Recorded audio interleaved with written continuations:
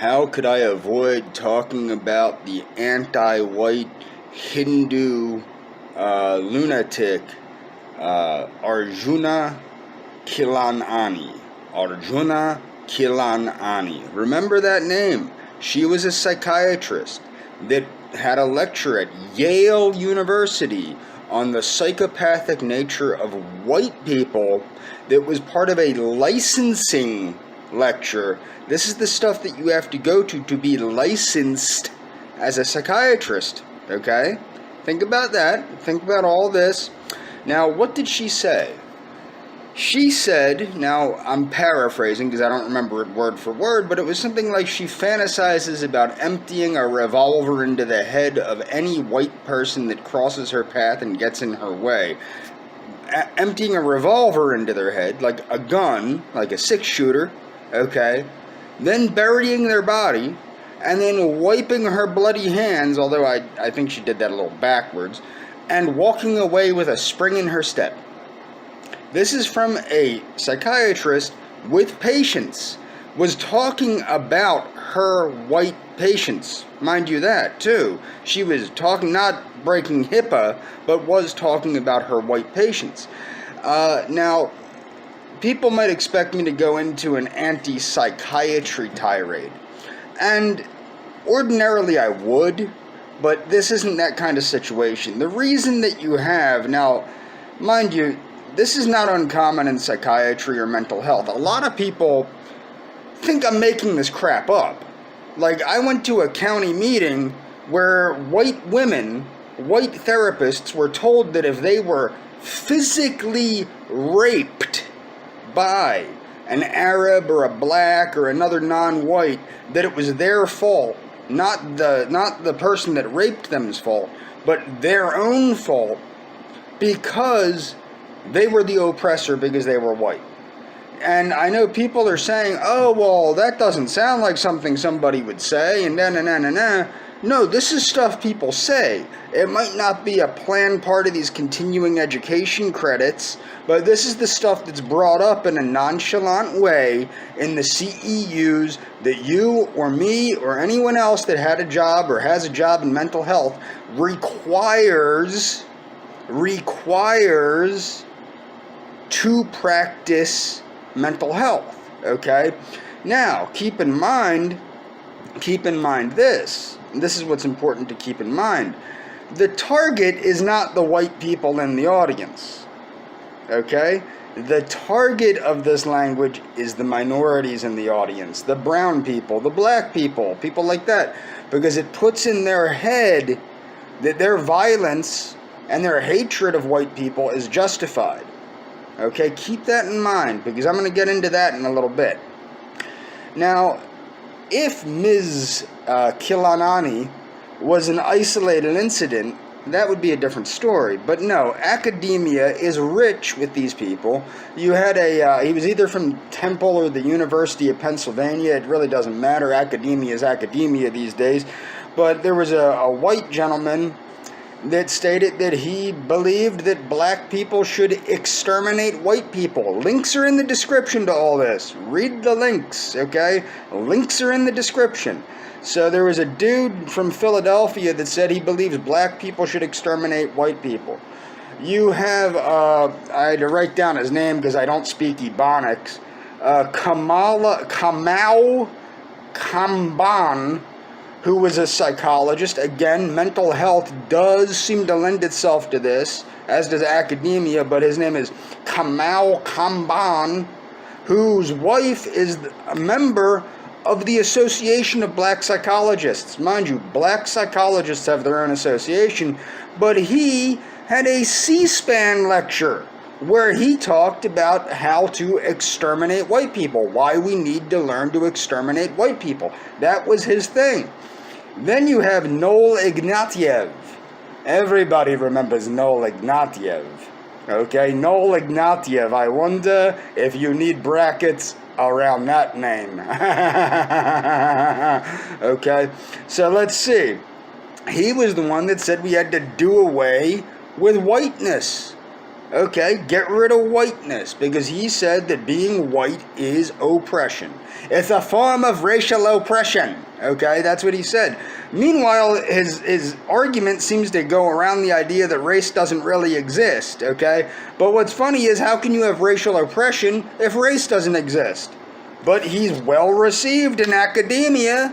Finally died at the age of 78. Okay, that thank God for that, I would suppose. But then you have, and this is the thing that people don't understand. A lot of whites, especially conservative whites, have this idea that they need to reach out to non-whites. No, you need to reach out to white people and explain to white people that they need to understand that there are non-whites that wish to harm them.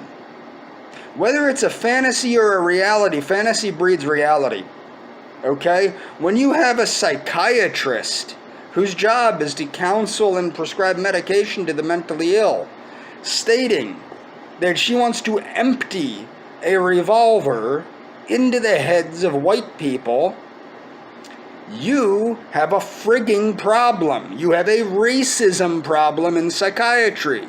You have a racism problem in academia. And the racism problem is not against non-whites. It is non-whites against whites. Indian. Now, this is the other thing. Keep in mind that according to the United States federal government, East Indians, North Africans, Middle Easterners, mestizos, etc. are considered white. They do not identify as white. I think you can tell that from somebody like Aruna Khilanani. Okay? Now, the gentleman, he used to call himself born-again Indian. Now he's born-again Harappan. I went on one of his live streams, and it surprised me because he seems to be pro-white as well as pro-Indian. And he mentioned that, he thinks that in India the best way to have Indians be free is if they kill all the white people like they did in Haiti. Okay? And this is what you gotta watch. A lot of this is bred from jealousy. Now, he has no problem admitting that the only reason India is really worth a crap is because of colonization, and that the English lifted up the Indians. Okay? No problem in admitting that. Okay? He seems to be a little shy. I don't know about this, but this is the thing with East Indians. Their whole culture is rooted in white culture. The Indo-Aryan people were white and most likely came from Kiev. Okay, like the Kievian Rus. Okay, so Indo-Aryan culture, or Indo-European culture, or Indo-Iranian culture, at one time this was all the same culture, whether it's Persian, or whether it's East Indian, or whether it's German, or Irish, or Dutch, or what have you. This at one time was all the same culture. Now, people look different because they mixed with other people. You have to remember the East Indian populations, like the Dravidians, were Australoid. Okay, they were not what do you call it? They were not Caucasoid, but they were Australoid. Now, what's interesting though is the United States government considers all of these people mestizos that are half Native American. Okay, what cracks me up, mestizos that are half Native American or more. Mind you, mestizos from Mexico are up to 80 or 90% Native American. Some Native Americans in the United States are like 3% Native American. So you have mestizos that are basically Native American, for lack of a better term, being termed to be, basically they're being termed to be Caucasian, like me, okay? They're basically thought to be white, okay? They're not, okay? Let's get that straight there, okay? Then you have, and I think there's something more important to understand here, and I'll get into this in a little bit too, but how it works is this. So you have mestizos being considered to be white This is why I believe white needs to refer to, when you're saying white, it specifically needs to be correlated to Northern Europeans. Northern Europeans, not Southern Europeans, not Central Asians, not, you know what I'm saying? Not mestizos, not Middle Easterners, not East Indians, okay, that are predominantly Australoid in many cases, but only to Northern Europeans. Why did I mention Southern Europeans? Southern Europe, whether it's Greece or Italy or one of these countries, there has been a lot of intermixing between Middle Eastern, Semitic bloodlines, and and European bloodlines for many, many, many, many years, going back to the pre-Islamic era. That's why when people say, like, sometimes I'll say I don't consider myself to be white, because I am a quarter Italian. I am a quarter Italian. My mother was half Italian. I am a quarter Italian. Got it? So, I do not consider Italians to be white. Culturally, Italians and Sicilians and Greeks and South Slavs are extremely different from other European people like the English, the Germans, the Dutch, who are extremely similar, the Norwegians, etc. So I do not consider Southern Europeans to be white. They're not white. Remember, culture, if we understand anthropology, culture doesn't fall from the sky. Culture comes from the accepted norms of the people, which is based on a genetic behavioral predisposition over many generations, which has been naturally selected for and sexually selected for over many generations. This is also why I don't consider white Americans to be the same as white Europeans. My point being is that in all cases here, white people need to wake up to the reality, the racial reality, that they are being demonized, and people are fantasizing about murdering us.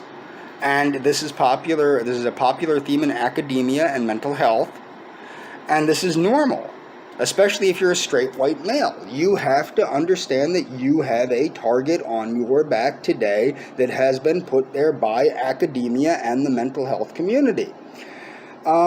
I highly encourage everybody to follow the links in the description, and that's all for this video.